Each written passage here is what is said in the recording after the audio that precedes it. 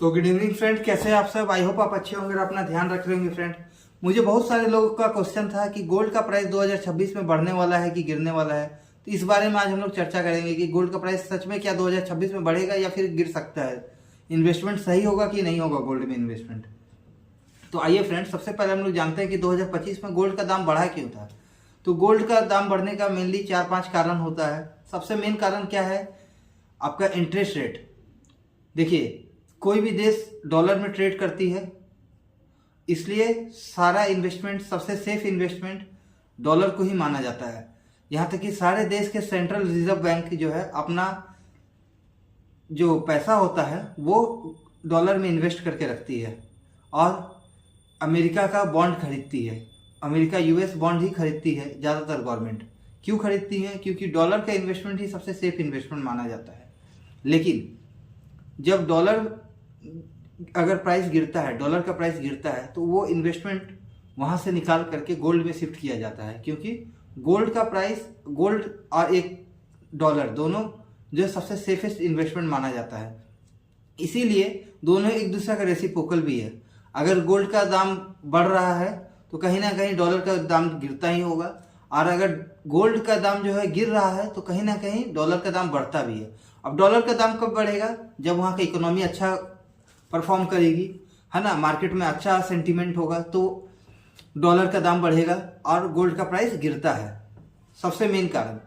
अब देखिए कि कोई भी मार्केट सेंटीमेंट अच्छा कब होता है? जब जियोपॉलिटिकल चीज ना के बराबर हो, जियोपॉलिटिकल टेंशन ना के बराबर हो, तो ऐसे समय में क्या है कि गोल्ड का इन्वेस्टमेंट अच्छा नहीं होता है और सारे पैसे मार्केट में लगते हैं। लोगों का एक ट्रस्ट बिल्डअप होता है कि नहीं, हम अपना पैसा गोल्ड से निकाल करके शेयर मार्केट में लगाएंगे। सीधा मेन रीजन ये होता है फ्रेंड। दूसरा कारण क्या है? इन्फ्लेशन। कोई भी इन्वेस्टर होता है, छोटा इन्वेस्टर हो या बड़ा इन्वेस्टर हो या गवर्नमेंट भी हो, सब कोई गोल्ड परचेज करती है।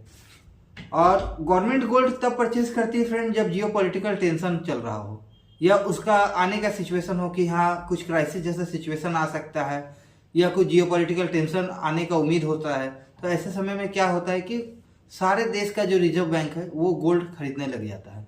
तो वैसे समय गोल्ड का जो है डिमांड बढ़ जाता है अचानक से, इसलिए गोल्ड का प्राइस बढ़ता है। जियोपॉलिटिकल टेंशन होता है, इसकी वजह से मार्केट सेंटीमेंट खराब होती है, इसलिए गोल्ड का प्राइस जो है बढ़ता है। अभी 2026 में क्या क्या हो सकता है, गोल्ड का प्राइस बढ़ेगा कि गिरेगा, इस बारे में हम लोग अब सोचेंगे। कि देखिए मेनली कारण क्या क्या रहता है। सबसे पहला कारण है इंटरेस्ट रेट। इंटरेस्ट रेट का क्या है कि यूएस का जो फेड का रिजल्ट आया था अगले बार, उसमें साफ साफ दिख रहा था कि यूएस का जीडीपी थोड़ा स्लो डाउन होने लगी है। और उसका भी बहुत सारा कारण है फ्रेंड। सारे कारण को तो मैं एक वीडियो में नहीं बता सकता, लेकिन यूएस में आप समझिए कि जीडीपी स्लो डाउन हो रहा था। अब स्लो डाउन जब जीडीपी हो रहा है तो वहां का डॉलर का प्राइस भी गिरेगा, फेड इंटरेस्ट रेट भी कम की, इसकी वजह से बॉन्ड भी वहां नहीं बिकेगा, तो लोग को डॉलर का जरूरत नहीं पड़ेगा। डॉलर का सप्लाई बढ़ने से क्या होगा कि डॉलर का प्राइस खुद का खुद नीचे आ जाएगा। आखिर ये सारा पैसा जो डॉलर में इन्वेस्ट हुआ था वो पैसा जाएगा कहाँ? क्योंकि बहुत बड़ा अमाउंट है और जब मार्केट सेंटीमेंट खराब है तो वो पैसा जाएगा आपका गोल्ड में। इसलिए गोल्ड बढ़ता है या बढ़ रहा था। 2026 में इंटरेस्ट रेट तो बढ़ने वाला नहीं है, क्योंकि यूएस को भी अपना इकोनॉमी बचाना है और हमारा भी ये जो शेयर मार्केट अभी बहुत बड़ा फॉल आया था, इसके उठने का मेन रीजन यही है कि टैरिफ वॉर कहीं ना कहीं कॉम्प्रोमाइज हो चुकी है। टैरिफ वॉर का बहुत ज़्यादा प्रॉब्लम नहीं है। दूसरा चीज़ क्या है कि हमारे यहाँ का गवर्नमेंट भी चाह रही है कि यहाँ का मार्केट में सेंटीमेंट अच्छा रहे, इसलिए वो अपना जीएसटी का रेट कम कर दी कि जीएसटी कम हो जाने से कंजम्पशन बढ़ेगा। हमारे देश में टैरिफ की वजह से जो नुकसान हो रहे हैं वो कहीं ना कहीं रोका जा सकता है। जब हमारे देश में ही कंजम्पशन बढ़ जाएगा तो हमारा जो नुकसान होने वाला था, जो इतना एक्सपोर्ट से हमको नुकसान होने वाला था, जो सामान हमारा एक्सपोर्ट नहीं हो रहा था, उससे ज़्यादा हम लोग के देश में कंजम्पशन होने लगेगा, तो वहाँ से हम लोग को बराबर हो गया। टैरिफ से प्रॉब्लम नहीं होने वाला है, ठीक है। और गवर्नमेंट जो यूएस का है, यूएस का इकोनॉमी स्लो डाउन है नो डाउट, लेकिन वहाँ का भी मार्केट में अभी बहुत अच्छा लिक्विडिटी बना हुआ है।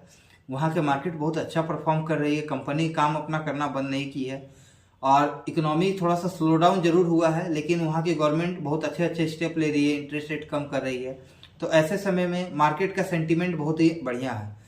इसलिए मैं अपने तरफ से ये सलाह देना चाहता हूँ कि गोल्ड में इन्वेस्टमेंट सोच समझ के करें। अगर लॉन्ग टर्म के लिए इन्वेस्टमेंट करना है तो गोल्ड में करें और अपने पोर्टफोलियो का 10 से 12% ही इन्वेस्ट करें, क्योंकि गोल्ड का प्राइस जो है, अगर मार्केट सेंटीमेंट बहुत अच्छा होता है, अगले 1 साल 1.5 साल में अगर मार्केट अपना अच्छा ग्रोथ करने लगता है तो गोल्ड का प्राइस भी एक्सपोनेंशियल गिरेगा, बढ़ेगा नहीं, गिरेगा। ठीक है, अगर मार्केट का सेंटीमेंट सब बढ़िया हो गया तो गोल्ड का प्राइस गिर सकता है।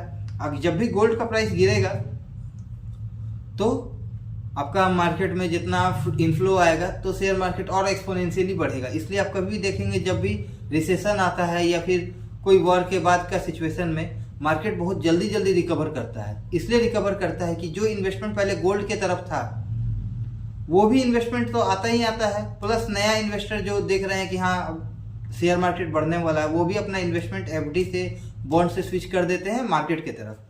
इसलिए गोल्ड का प्राइस जो है एक्सपोनेंशियली गिरता भी है। तो अगर आप अपना इन्वेस्टमेंट करना चाहते हैं तो मैं यही सलाह दूंगा, अपना इन्वेस्टमेंट का बहुत छोटा हिस्सा ही गोल्ड में लगाएं, बड़ा हिस्सा पे रिस्क ना लें। क्योंकि गोल्ड का प्राइस इसलिए बढ़ा था क्योंकि मार्केट में अनसर्टेनिटी थी, कहीं ना कहीं अनिश्चितता इतनी बढ़ गई थी, वर्ल्ड वॉर का सिचुएशन आ गया था, जब यूक्रेन और रसिया का वॉर हुआ था, टैरिफ वॉर हो गया था, देश के एक्सपोर्ट के बारे में समझ में नहीं आ रहा था कि एक्सपोर्ट कैसा होगा, क्या होगा, इकोनॉमी में इसका क्या इम्पैक्ट आएगा। इसीलिए गोल्ड में सब कोई अपना इन्वेस्टमेंट कर रही थी, लेकिन अब गोल्ड का डिमांड कम होने का उम्मीद है। तो ऐसे समय में अगर आप अपना इन्वेस्टमेंट करते हैं तो सोच समझ के करें, गोल्ड में अपना इन्वेस्टमेंट का बहुत कम पोर्शन ही लगाएं।